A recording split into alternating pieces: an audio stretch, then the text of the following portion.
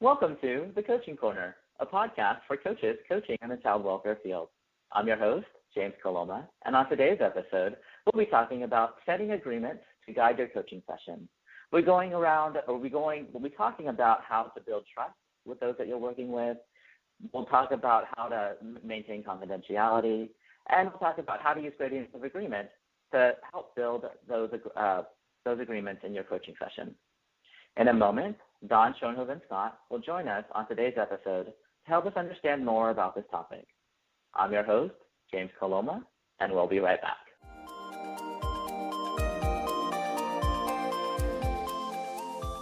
Welcome to the podcast, Dawn. Hi, thanks, James. How are you today? I'm doing well. I'm happy to be here. We are happy to have you here with us as well. So tell us a little about yourself. Well, I am the program director of the Public Child Welfare Training Academy with the Academy for Professional Excellence.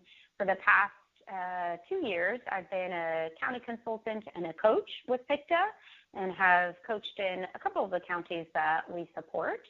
And prior to coming to the Academy, I was a line worker and supervisor with San Diego County Child Welfare for about 7 years.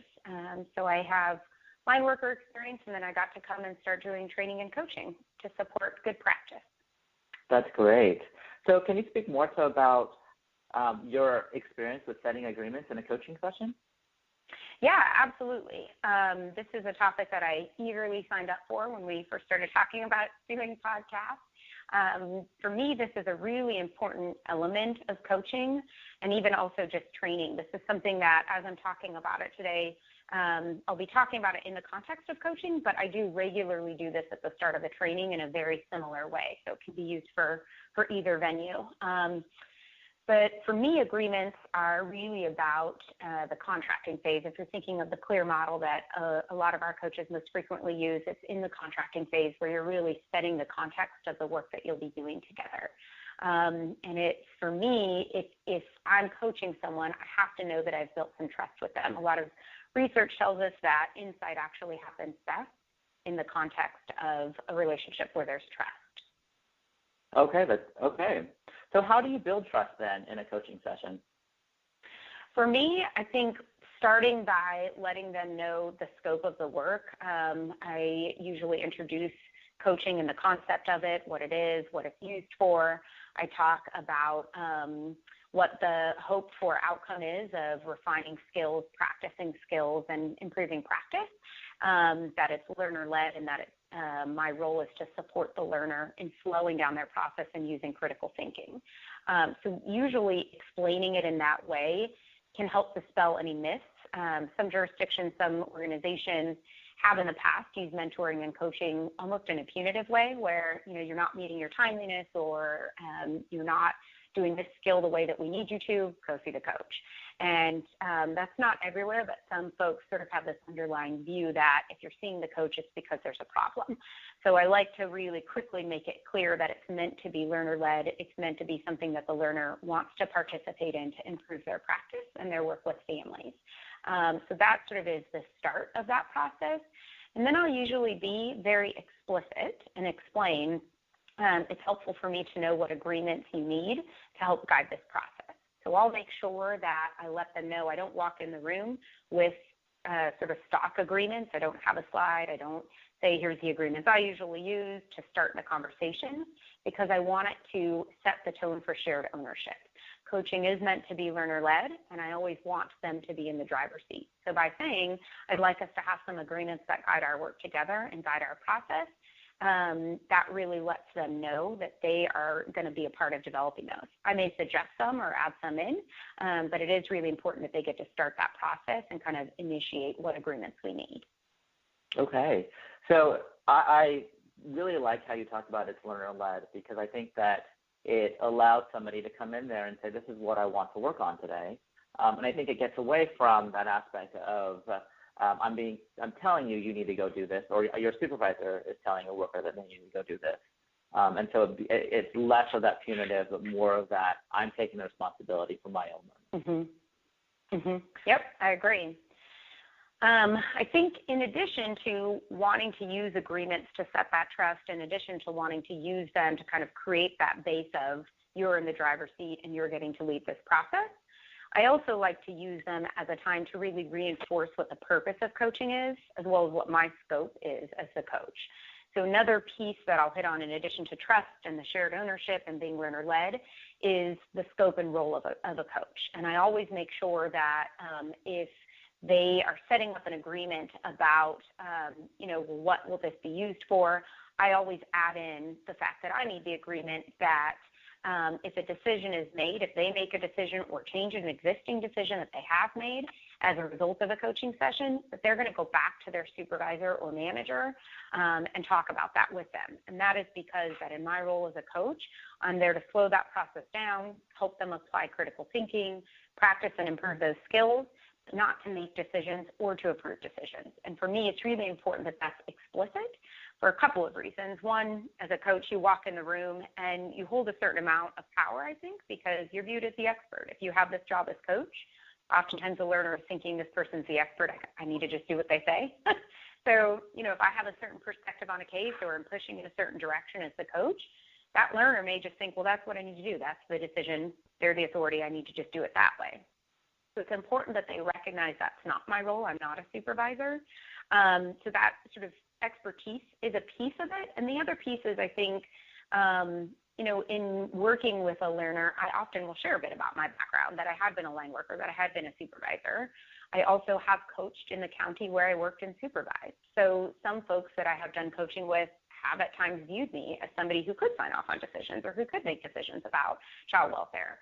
It's really important that that's an explicit step in the agreements process to explain what my scope is and what the limitations are, that I don't make decisions and I don't approve them, and that the agreement in that isn't just that they recognize that, but that they will take the thinking that we do in coaching and go back into supervision and talk about it with their supervisor. Coaching is never meant to be just sort of a discrete step and then it's done. It's always sort of a part of larger practice improvement and a larger part of learning that should be supported and enhanced through conversations with the supervisor and colleagues and in the training room. So I build that into the agreements to help support that.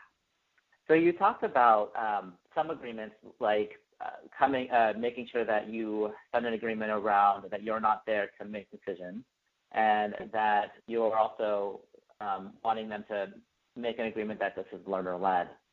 What other agreements then do you make sure that you want to hit when setting agreements? Well, so I often raise the topic of cultural humility here. I'll usually do it as something that is brief. If it's not the topic or the reason that someone is coming to me for coaching, I'll usually reference it by saying, in a coaching relationship, sometimes there are differences that will come up. We're human. That's normal, part of the human experience. It's important that we're working from a frame of cultural humility. And for me, that means that I'm allowing you to be the expert on your culture and the things that you know to be true for you, and you're doing the same for me. And we're operating in a way that allows, each of us to be the teachers of our own culture. So for me, that's important in coaching because it's a place where we're both being vulnerable. It's a place where we're both needing to trust one another. And it's a place where we could potentially have a difference of opinion. And because of that, we need some strategies for how we're going to communicate across those differences when they come up. So a lot of times that can feel a little lengthy. I think when we talk about it when I'm not in a coaching session, sometimes folks will say to me, that feels out of place or it can feel a little bit forced. And what I can say is I bring that up in a lot of coaching sessions. It's not every one, but a lot of times in the agreements development phase, I will reference cultural humility. I may ask a little bit about what that means for them, how they think that may apply in a coaching relationship, and what the value may be as we're working together. And then I'll usually bring in that, for me, it's grounded in a conversation about, are there any applications to the agreements we're developing? What strategies will we need? And what agreements will we need to help us when we come across any differences that we have? What will help us navigate those? So a lot of times I actually will keep a list. It's called the Multicultural Guidelines or Strategies for Communicating Across Difference. It's a tool that was developed by a group called Visions, Inc. And they've done some wonderful work on thinking about how do you communicate effectively across differences so that it supports good working relationships. So a lot of strong applications of that to our field in child welfare and working with families, a lot of strong applications in some of our key initiatives that we're working on, like safety organized practice and child and family teams and teaming. So for me, it's something that I can tuck in here in a way that can be brief. It doesn't have to be a lengthy discussion, but I can tuck it in, we can review them, and then usually I'll ask, is there anything from this list that you feel like would be helpful to add to the agreements we've already developed? So, as I mentioned, I don't like to start with stock agreements because I want them to feel like they're leading the process and they're creating them. So once we've gotten our list of agreements, then I'll usually initiate a discussion about differences and how will we communicate across them if they come up in our coaching relationship. And from there, I can share the multicultural guidelines and ask, is there anything from this list that you think would be helpful for us? There's a couple from that list that for me, I've regularly seen be useful in both coaching and in the training room. One is the idea of trying on, that we're both going to be willing to try on perspectives or practices that maybe we didn't walk in the door with, and that we're going to be willing to sort of for a minute suspend our own thinking, our own opinion on something to try on that of the other. I don't have to walk out the door with it. I can take it off before I leave if it didn't gel with what I think. But for the purposes of coaching or training, I'm willing to try that on so that I can see something from a different perspective. So that's one that I really like from that list. Another one of my favorites is what I abbreviate to be called intent and impact. And it's the idea that at some point in working with others in the training room or in the coaching context, I may say something that may have a negative impact on someone. It may offend them. It may hurt their feelings. It may just rub them the wrong way. And that I'll build an agreement that if I do say something like that, that the learner is willing to stop the process and say, that didn't really land with me. Can I check out what your intent was? And that can help us make sure that there's no sort of, slight or negative experience that occurs, but then we keep moving through the process and it never gets addressed. Those little things, I think, can actually really disrupt an engagement process and really disrupt trust. So for me to have an agreement that if I say something and I've, for whatever reason, fumbled or been clumsy or said it in a way that didn't land with you, that you'll say that to me and we can check it out and either process it or you can educate me and I can say it differently. And then the flip of that agreement is that I will also, if I notice that something hasn't landed well with you, I'll actually call it out and say, I noticed you just sort of crossed your arms or pulled back or you seem a little bit less engaged. When I said that thing a few minutes ago, how'd that land with you? I just want to check it out because here's what my intent was. I'm wondering if it matched what the impact was. And that's an agreement that time and time again, I use that in both coaching and training, and it always serves me well because those types of things happen. We're human and we fumble through life, sometimes saying things not quite the right way. So it's important to have an agreement to guide that process. What about an agreement around confidentiality? Yeah. In fact, oftentimes when I'm starting to build agreements, I think folks will sort of do the low-risk ones first when I invite a learner to start. What agreements would you need to guide this process is usually my starting question. And usually confidentiality is the low-hanging fruit, or sort of, well, we'll both agree to be here on time. We'll both agree to turn our cell phones off. What happens here, stay here. I think that's a real common one is, well, I want the Vegas rule.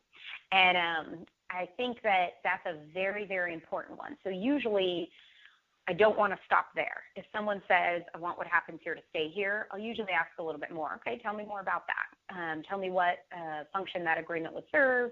What about that would make this process better? What would that look like if we were doing that?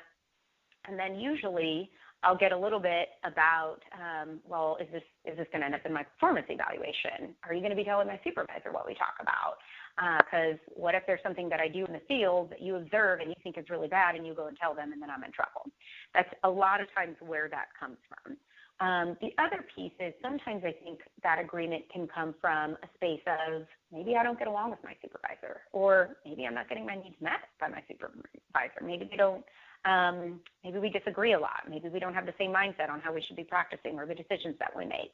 And that can be a really tricky spot to be in child welfare. So sometimes I find that can surface in coaching. Sometimes that's why folks seek out coaching. Not always, but sometimes. So it's real important to take a pause there and think that through with the learner. For me, I will usually ask some questions around, what things would they feel comfortable with me sharing? I usually explain that coaching doesn't just exist in a vacuum. It's meant to be a part of that larger development or learning process. and that it actually works best and serves the learner best if the supervisor is in some way a part of it. Doesn't mean that they're sitting in every coaching session, although that can sometimes be helpful, but it does mean that the learner is willing to continue the learning process in supervision, so that if they're comfortable having some type of mechanism of the topic that we're working on, say they want to get better at using solution-focused questions. Okay, so we're going to work on that. We're going to practice that. Maybe we go in the field and you watch me do it. Maybe I watch you do it and give you feedback. Maybe we craft them together. What's the next step then? Are you going to be willing to tell your supervisor that you're working on that and bring them into that conversation? What could that look like? What could the benefits be? So sometimes I'll develop an agreement in that way to get some shared agreement from the learner that they are willing to have their supervisor somehow be a part of that process, even if it's just keeping them in the loop in supervision about what they're working on in coaching. And then I also like to make sure that they do know, if there is an issue with practice that could lead to a child safety issue, there's an issue I see in practice that worries me about ethics or, their knowledge of policy and program stuff that could lead to a child safety issue. Those are things that do need to get surfaced with someone else. And just like they would give that disclaimer or agreement if they're working with a child to say, what happens in our conversation stays here unless you tell me something about you being heard or someone else being heard. It's very similar to that. And so from there, I'll usually ask, what would that look like? If we come to something like that, how would you want me to handle that situation? So for me, that's just a matter of helping them think through how they want me to handle that. It is something that we have to have an agreement around, because if it comes up, that information has to go somewhere. I don't work for the agency. I'm not allowed to make decisions for the agency. So because of that, if it's a situation where the supervisor needs to be looped in, we just want to make sure that it isn't an automatic break to our engagement in the coaching relationship, that it can actually be something that we can say, how would you want to do that? Would you want me to talk to them? Would you want to go together and talk with them? Do you want to be the one that shares the information and I'm just there? But that's something that they can still guide that process and still be in the driver's seat. Okay. Now, when you're coaching, I'd imagine you do both individual coaching and group coaching. In other words, that there may be more than one person in the room. Do you have any advice when you are coaching a group of people? Yeah. So for me, a lot of the structure of coaching is similar when you're doing coaching with an individual versus a group, and there may be a little bit different dynamic in the room. Obviously, the trust, I think, can become even more important, because when you're working in a group, you're going to have some natural group dynamics. You're going to have the people who talk a little bit more. You're going to have the people who are the stronger voice or the leader in the room. You may have the person who doesn't talk very much. You could have a more experienced worker and then a brand new worker. You could have a little bit of a power differential there with something like that. You may have something like more conservative workers and more liberal workers with the decisions that they make. And so any of those things are really just presenting differences. And so that's where agreements around communicating across differences become very, very important. So anytime I'm working in a group, I will almost always reference the multicultural guidelines and pull a few from there. Even if I don't share them as things that they can read through, I will at least sort of talk through the key ones that jump out to me, the try on, the intent and impact. Another one that I draw from there that's really helpful in groups is the idea of step up, step back. That if you're a person when in a group, you tend to talk a lot, you tend to be the chatty one, you've always got something to say. That's usually my role in a group. So my agreement with myself is if in a group setting that I will agree to step back at times. Since I know I like to have an opinion and share it with the room, that in those settings I will make sure that I'll step back and leave a beat after somebody asks a question and see if anybody else wants to answer, so that there's space for somebody who's a little bit more quiet to bring their voice into the room. So that's my agreement for folks who tend to be chatty. And then that's the step back. The step up is for people who tend to be more quiet in a group, that they're willing to do their best to participate in a verbal way, because you can participate with silence, but that they're willing to share verbally, that they're willing to sort of take that chance and take that risk to step up and contribute verbally to the group.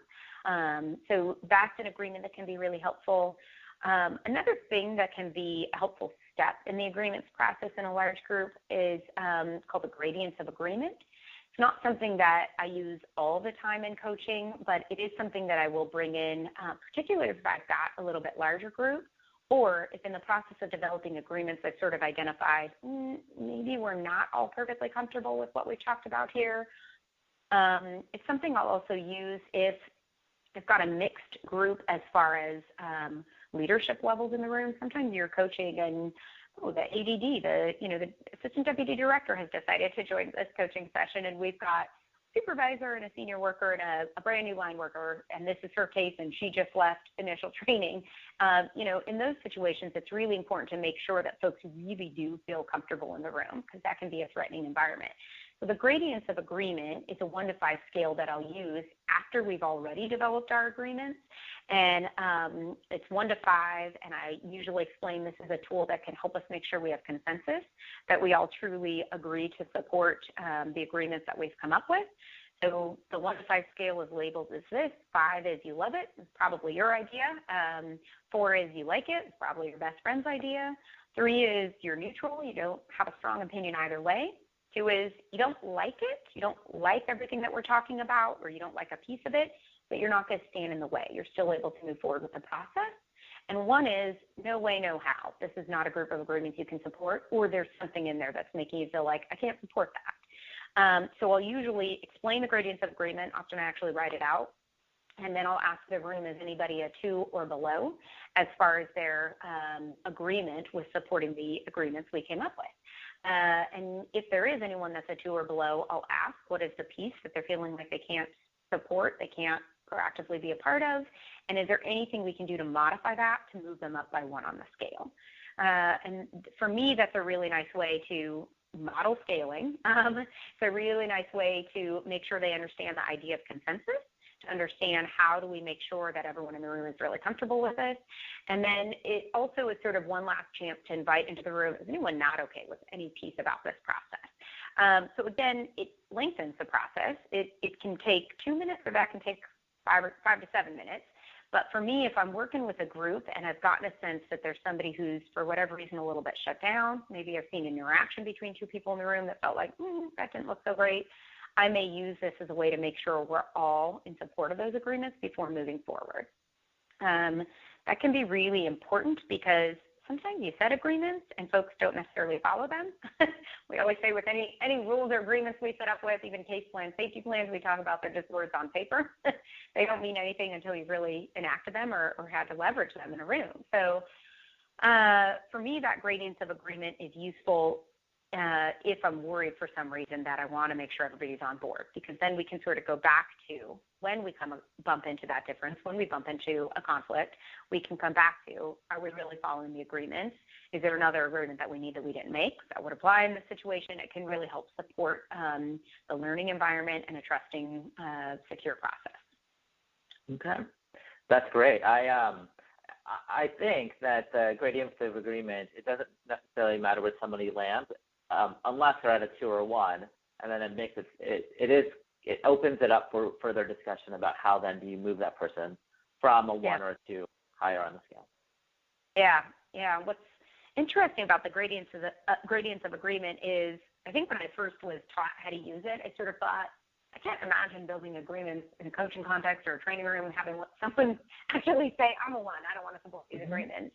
And what is interesting is I have had that happen. I have been in a training room, and a lot of times it ends up being around agreements that have come out of a discussion around cultural humility. A lot of times when I've talked about sort of intent and impact, I have had folks say, I worry a little bit about that. We've just invited conversation about difference. We've just invited somebody to be able to say, you offended me, or that hurt my feelings, or you're now asking me to be even more vulnerable and to say when something offends me. And I have had people tell me openly, I don't always have that trust that I can say those things openly, and I'm worried about that. So I guess to me that was just sort of a lesson learned, that trust the tools, that when I got taught this, I was a little bit cynical about it, that I don't know, that feels like an extra step that isn't really worthwhile.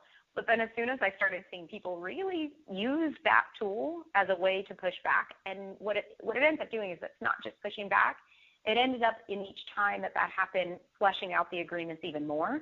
And it really just sort of surfaced potential differences or what could have been future conflict in that coaching session or training room, it ended up just surfacing it a lot sooner in the process so that we could build the agreement. And the times when I've had that happen, I've ended up having really great coaching or training. So, there are tools that we can use. You may not use them every time because they may lengthen your process, but sometimes they can, if you're feeling like you need them and you use them, they can be very, very fruitful.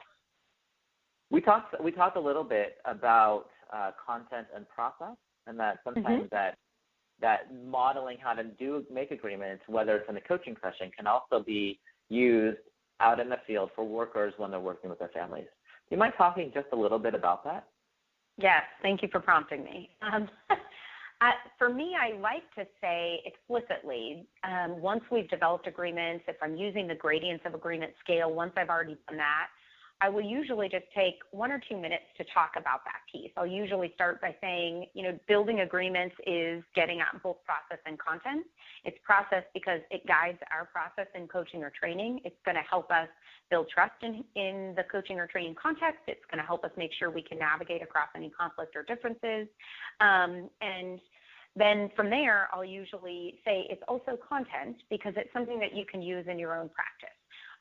It's something that you can use with families in the field. It's something that I find can be really helpful at the start of a relationship with a family, and it can really help you get the same thing that I'm trying to get in a coaching session with your family. So what I'm shooting for when I'm building agreements is that we set a context that you're in the driver's seat as the learner, that this process is learner-led. We're setting a context for trust, that this is a relationship that we're going to have some shared ownership of, that we're both going to help move this process forward and meet our goals, and that in doing that, we can trust one another to help drive it forward.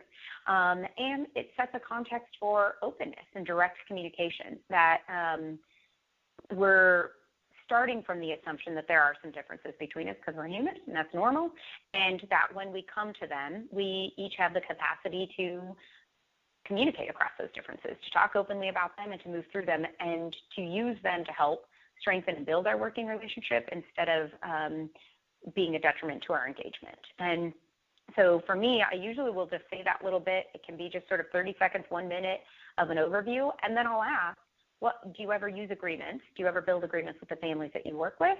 A lot of times I'll ask, how would this look? What would it look like if you had a conversation like this with the families that you work with? When do you think you could use it? How do you think families would react?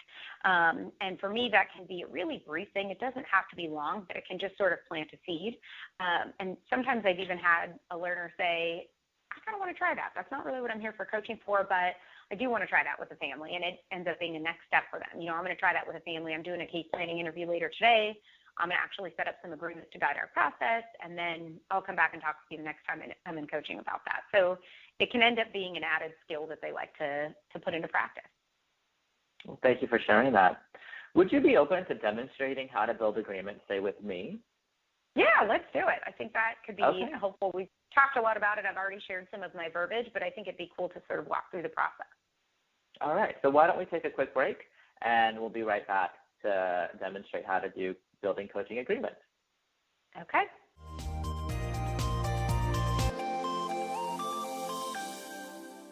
All right, welcome back to the Coaching podcast. So Dawn, let's get into a demonstration about how to build agreements. Sounds good. So I'm going to start as if we've already done some of the setup, said hello, built the scope, things like that. Hi, James. So I wanted to see if we could build some agreements today to guide our coaching work together. Do you mind sharing with me a little bit about what you think we would need to help make this coaching process successful? Well, I'm new to this coaching process. I don't actually know what this is about. I'm a little bit worried that my supervisor came and talked to you about something, and that I'm here to talk with you about that. And so I'm worried that what I share with you may get back to my supervisor. Okay. Coaching is really meant to be supportive. It's really meant to be learner-led, something that you participate in to enhance and deepen your own practice and to work on some skills. So it isn't something that's used to be punitive or disciplinary. And what I can say is a lot of learners come into coaching and will say, did somebody send me here? Did somebody tell you that I need to see you? So that's something I'll tell you just as kind of a background. But I also understand the need for an agreement to make sure that you feel comfortable around where is this information going.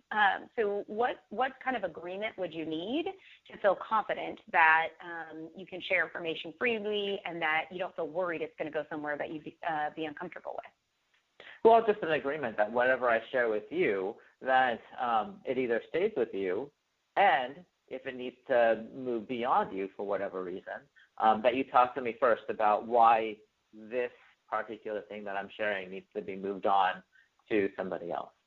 Yeah, that makes perfect sense. So I'll tell you a little bit about where the information goes, just so you know. So, information in coaching is meant to be confidential. It's meant to be supportive to your learning, like I mentioned. And we also do share sort of larger practice trends and themes that we're seeing in coaching. All of our staff coaches prepare a coaching report once a month that goes to the county leadership that we work with. But that never identifies specific people. So it wouldn't say, this social worker, James Coloma, came in to meet with me on this date, and I was super worried because this is what he told me. What it would say is, we've met with several workers this month, and here are some of the key things that we've talked about. Here's some of the key questions that have come up. Here's some of the trends that we're seeing in practice. And that report is something that doesn't identify specific people. What I will say, though, is if anything comes up in our coaching, if we're in the field and I observe something, or if in you sharing with me something about a decision or some practice that you've made, something comes up that feels like a worry related to child safety, a worry related to social work ethics, anything along those lines, that would be at a level that I would need to talk with someone else about. But anything that is related to practice, even if it's something that, that's something that I see as you're needing an upgrade or we need to refine that a little bit, that's not necessarily something that would need to be shared. Any of these things, though, anything that would fall into either of those categories would be something that I would start a conversation with you first, likely right in the context of that coaching session. If we were in the field, it'd be when we got back to the office. But if it were, something where we were coaching in the office, I would probably stop our process and talk about it right then and ask a little bit about how did that go for you? Do you have any worries about the decision that was made or the story that you were sharing? And then once I got your feedback, I would share with you what my worries were. If it were something where I did need to bring it to the attention of someone else, I would start by asking you, is this something you feel like your supervisor should know about? Depending on what you said, I would talk through that a little bit, but either way, I would land on sharing with you that is something that I do need to talk with your supervisor about, and here's why. And then I would invite your participation in thinking about how should we share that with your supervisor. Is that something you'd like to be present for? Should we just schedule a meeting? Should we go by our office right now? Can we schedule a conference call? Do you want to talk with her about it and then I do a follow-up call, or do you just kind of want me to have the conversation with her and then she can follow up with you? That's something that you would get to be a part of guiding how we share that information. I really like that. I really like the openness around if something needs to be shared, that we could talk freely about it, and even inviting me into the process of sharing it with the other person that the information needs to be shared with. Okay, good, great. So on that note, is there an agreement that we can have about how you'll engage your supervisor in this process? Because for me, coaching isn't just, whatever the hour that you meet with me or the 2 hours that you meet with me and we go in the field together. It's really meant to be linked to other learning things. So my hope is that if we're going out in the field later today and we are going to go, practice using solution-focused questions in the field with families, then after our coaching session, we're going to come up with some next steps that you think about. How am I going to continue my learning later? How am I going to keep practicing these skills? And my hope would be that you engage your supervisor in that process. Maybe you talk with them about what you're learning or practicing in your supervision. Maybe they join us for a coaching session. I'm not sure what you feel like that could look like, but I do know that it can make the coaching process much more effective if we engage them in what we're doing. Well, I know that my supervisor is plenty busy, but I think that I'd be very open to my supervisor joining in our coaching sessions.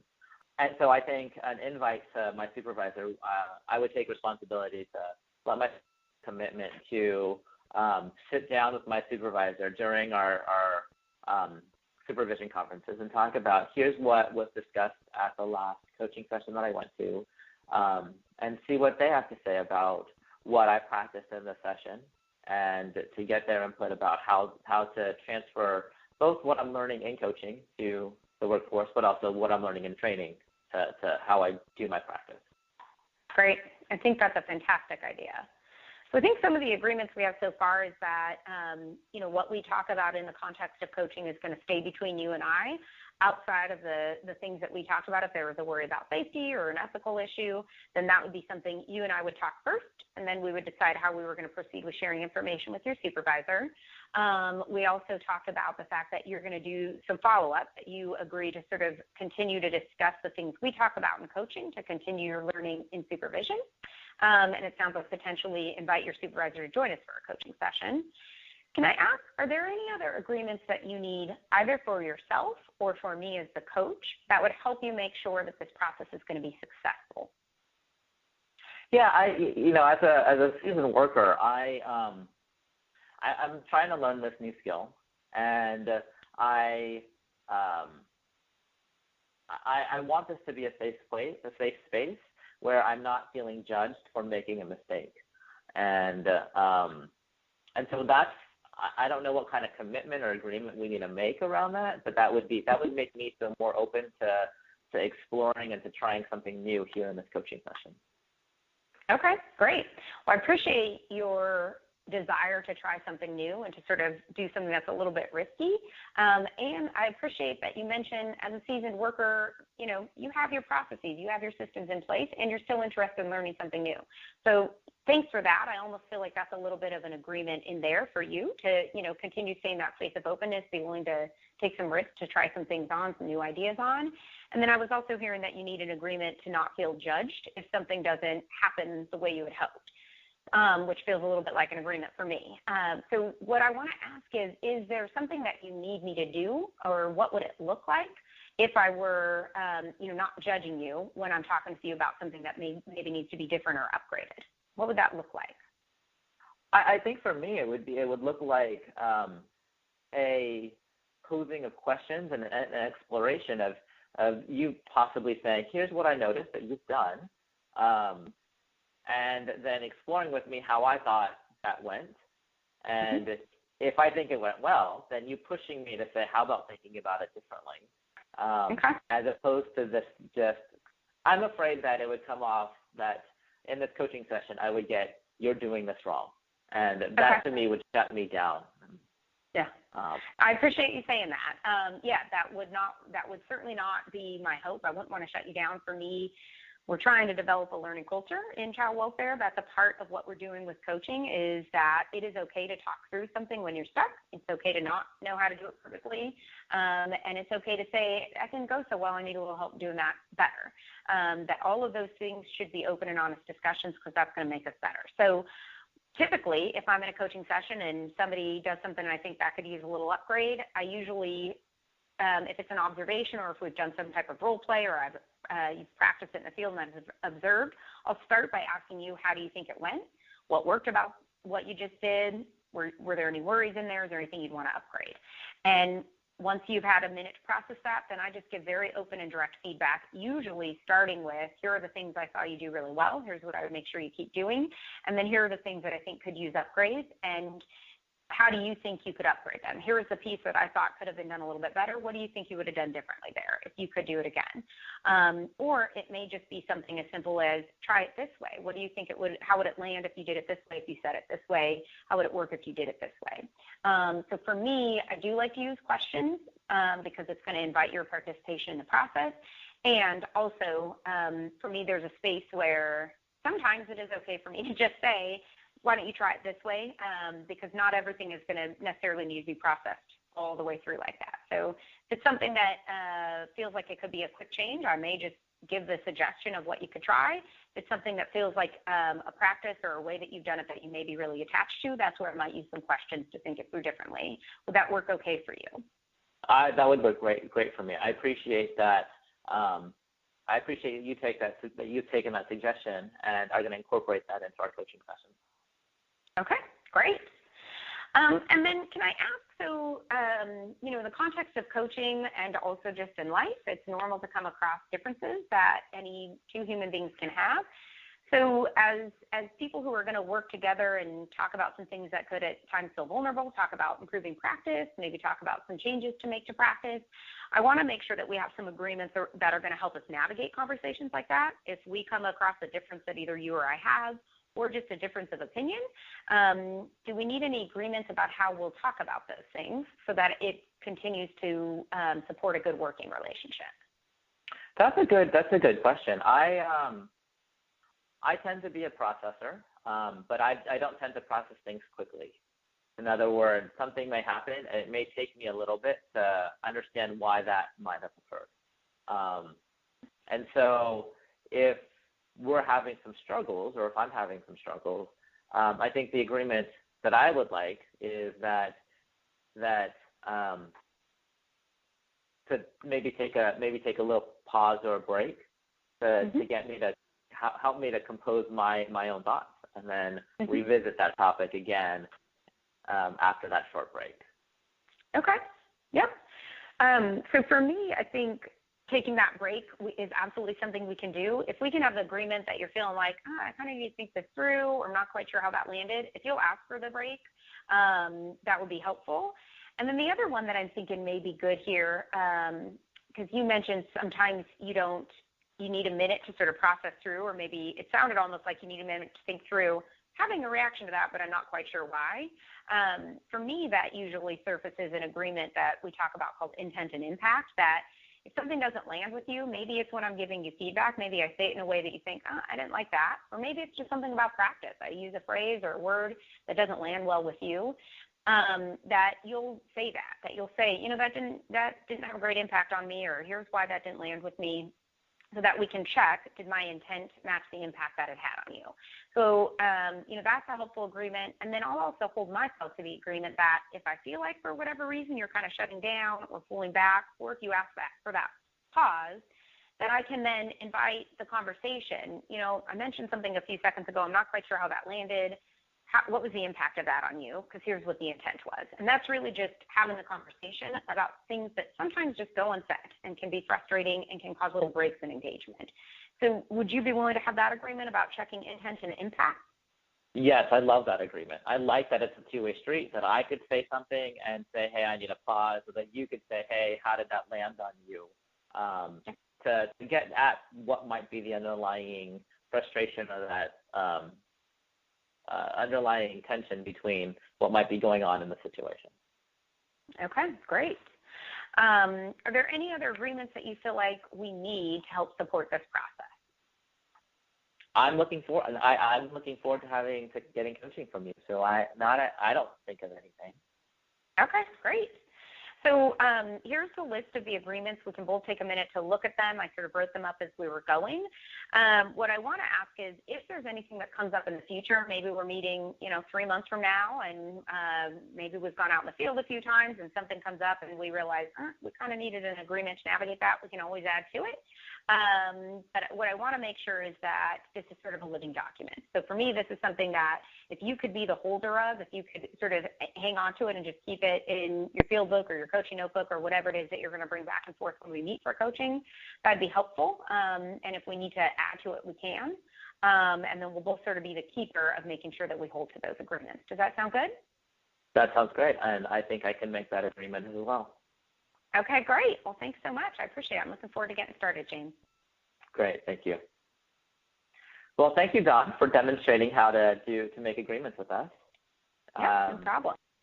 I have learned a lot about setting agreements and how agreements can be used in the coaching session. So I appreciate you spending the time during this podcast to illuminate us or to let us know and to share your knowledge around coaching. Great. Thank you so much, James. I appreciate it. Okay. Thank you. We'll be right back.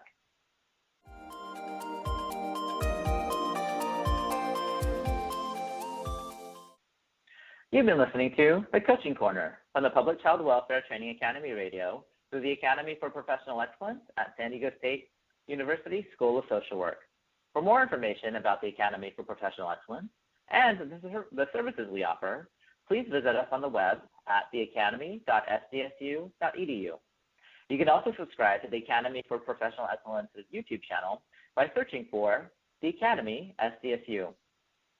If you want to get a hold of us and possibly let us know how we set agreements during this podcast, please send me an email to jcoloma@mail.sdsu.edu, and in the subject line, reference the title of this podcast.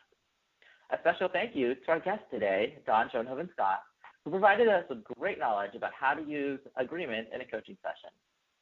Please join us next time as we explore other topics in the child welfare arena. I'm your host, James Coloma, and now go out there and inspire and innovate our child welfare field.